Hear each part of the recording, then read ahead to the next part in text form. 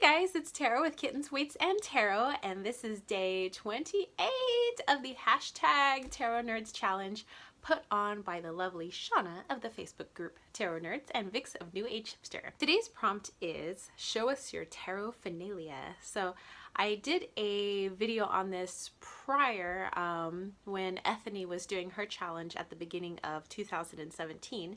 So I'll just take you guys through a quick run through of everything that's related to tarot in my home and my tarot space. So I showed you briefly a little bit of it yesterday's prompt for like my tarot space, but I'll just show you like some of the other knickknacks and things that I use for my tarot readings, both for myself and for clients and things like that.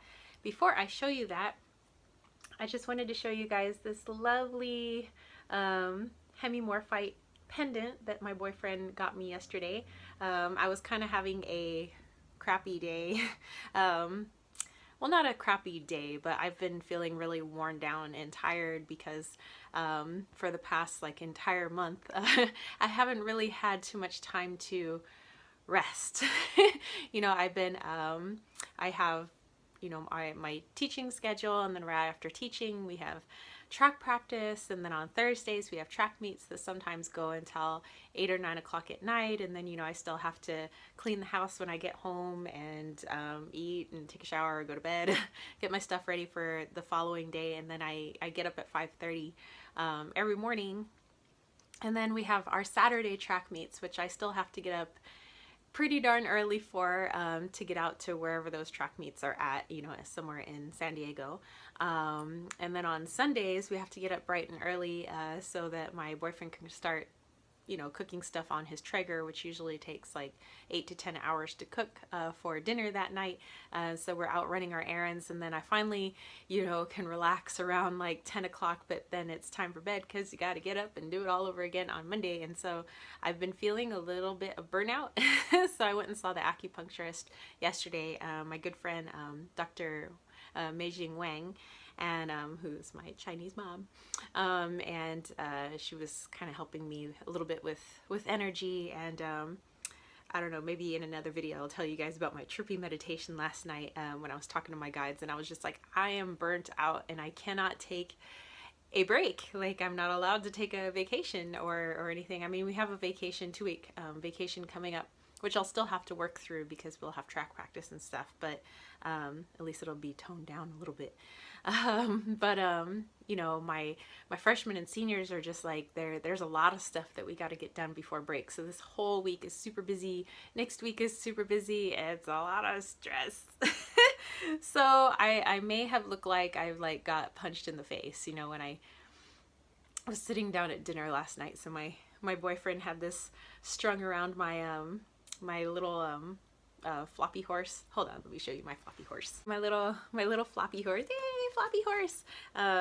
My boyfriend had this, like, you know, kind of just dangling from underneath him, and kind of sat him in the kitchen, and I was like, what's that? And he's like, well, he's like, I thought my girlfriend needed a little bit of a pick-me-up, so he says, I got this for you. So I thought that was really sweet because hemimorphite is my favorite stone. Okay, enough about me. Like, gosh. Okay, let's get to the Tarot-phenalia. Okay, so first thing, we're actually inside my armoire here, but I want to point out my beautiful necklace that I have here. I kind of wear this for protection of my energy whenever I'm doing a tarot reading, so I guess this is part of my Tarot-phenalia. So here's my altar box. It's where I keep a lot of stuff for my altar, but a lot of things that I use for my tarot readings are also in here, like my spread cloths and altar cloths. They're kind of all in here. So, you know, I have these, obviously. I think I showed you in the last video, I have my incense holder. If I need to sprinkle a little bit of rain, well, from a storm that we had, some rainwater for some extra energy yet protection, I might put that for the reading. I also have my larger like little star necklace that I have in here, and I don't know, I just feel really protected when I wear it, so I might opt to wear this one instead of the one that I showed you guys previously. And then looking into my bookcase, I have some of my my decks aren't in here, but these are some of the guidebooks and things for my decks, so that's definitely related to tarot. And then I guess if you want to stay in the metaphysical realm, these are kind of some of my books, and some of them do touch on tarot as well, but I don't necessarily reference them for that. Okay, so I'm looking underneath my nightstand. I have my Tibetan singing bowl in here. So I'll usually use this to cleanse my tarot reading space. And then I'm just gonna put that away. I might also incorporate some of my pendulums into the reading. I have a little spray that I made to clear myself, and also extra energy clearing. You know, I always want the highest and brightest coming through for my readings, especially if they are for clients. And then if you look down here, I have my selenite sticks, and I use those to run them over my aura to make sure that I am nice and clear and I'm not dragging any negative energy or anything extra into a reading.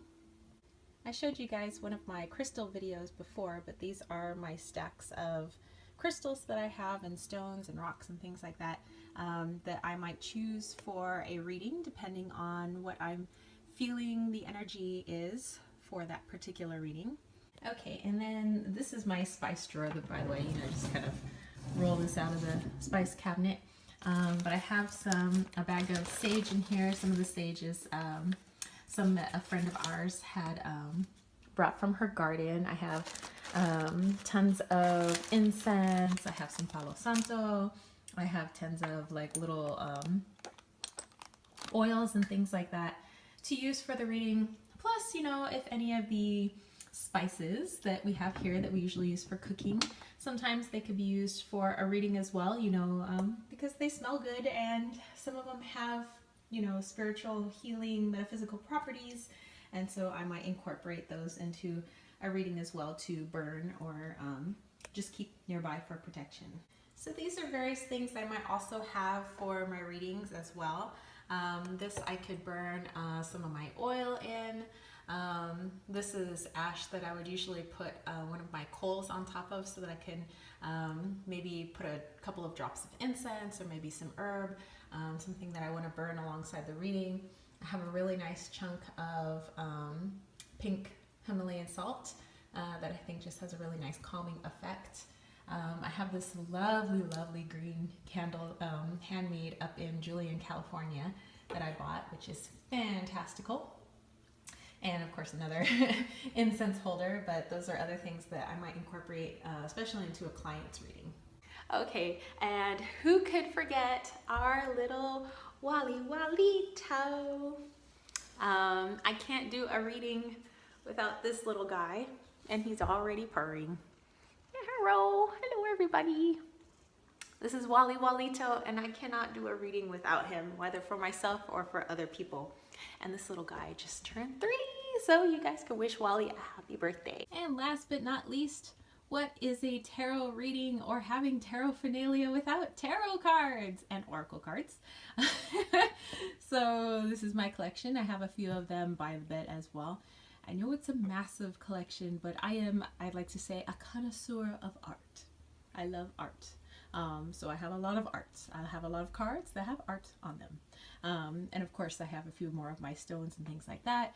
And this is a Wally tale, for those of you that might have been wondering. That would be Wally bonking the camera because he is so happy. That is it for me.